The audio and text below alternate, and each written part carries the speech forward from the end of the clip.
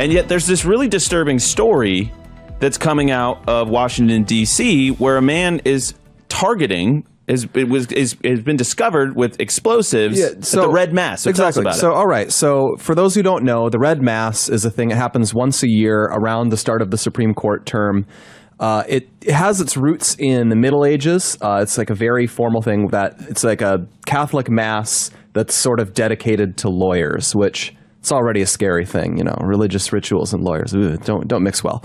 But anyway, Red so Mass it's a traditional thing. Is a weird get dressed but, up, and it's of course become a big deal because so many of the conservative Supreme Court justices in recent years have been Catholic. They often go to this service, and then a lot of other Catholic lawyers will attend it as well. And so this man, Louis Gary, 41 years old, he apparently was in a tent in front of the church when police arrived to clear the area because there were going to be a bunch of Supreme Court justices there. And then this guy clearly doesn't seem to have it all right in the head because he's just got a tent in front of this church. And then when the police approach, he says, "Get away. I have a bunch of explosive devices." They said over 200. Which sounded to me like, did he have just a bunch of fireworks or something? But what it was is apparently they were all homemade. There were vials of nitromethane. And it appears he was basically making homemade Molotov cocktail type things that he told officers that the vials were intended to be used as grenades with rubber bands to secure the fuse, according to court records. He was in possession of Molotov cocktails and modified bottle rockets covered with aluminum foil and treated in a pyrotechnic solution. The devices appeared fully functional, so it seems. He said, "You might want to stay back and call the federales. I have explosives," Gary said. Now, we're fortunate. This guy just appears to have been pretty nuts, so not really capable of pulling off a complicated attack scheme. But I think he's very indicative. Just last week, we had the sentencing of the attempted assassin of Brett Kavanaugh. That guy was a lot more systematic in his approach. He figured out how can I get a gun? How can I get an approach? He had like wire cutters and a knife and an axe. It was a very serious attempt. Very serious attempt. Flew across the country to do it, and then would have done it, except he had a failure of nerve when he saw federal agents outside Kavanaugh's house. Turned himself in.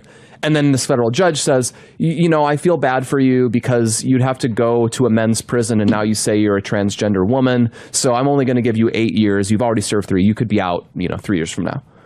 And then when his own lawyer said, the judge got angry when someone referred to this as a political attack because judges aren't political. Judges aren't political.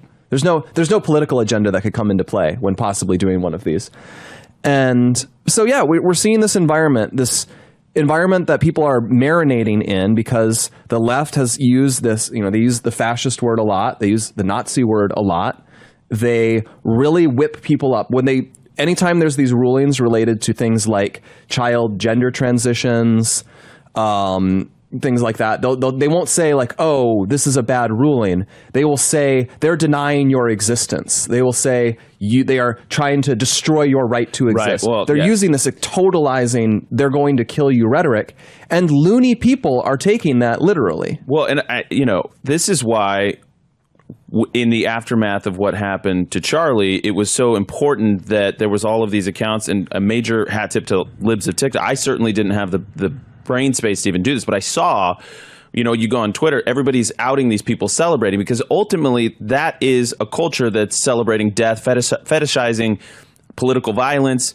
And that's why I think it's important that we were trying to get some of these people fired. I think that's completely We need a taboo speech on political assassination. 1,000%. Also, though, you need judges to not give leniency to potential assassins. This is the direct through line between these two cases, is that you have leniency on a potential assassin, and then, lo and behold, a week later, this happens, where a guy's sitting outside of where all the justices are going to be with explosives. Yeah, he's a Looney Tunes. He's crazy.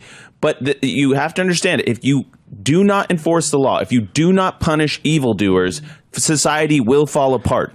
I love this headline. NBC4 Washington had a tweet about this.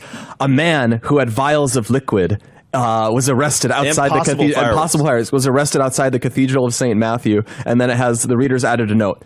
The vials of liquid were Molotov cocktails. It's one of the all-time Could have great. just been, could have been his Diet Coke. One of the all-time great community notes on X.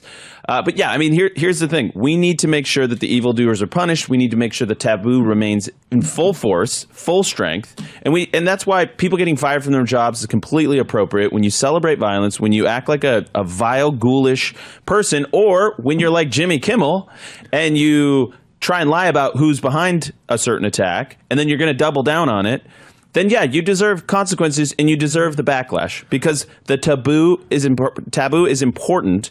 For full shows, live and on demand, it's Salem News Channel.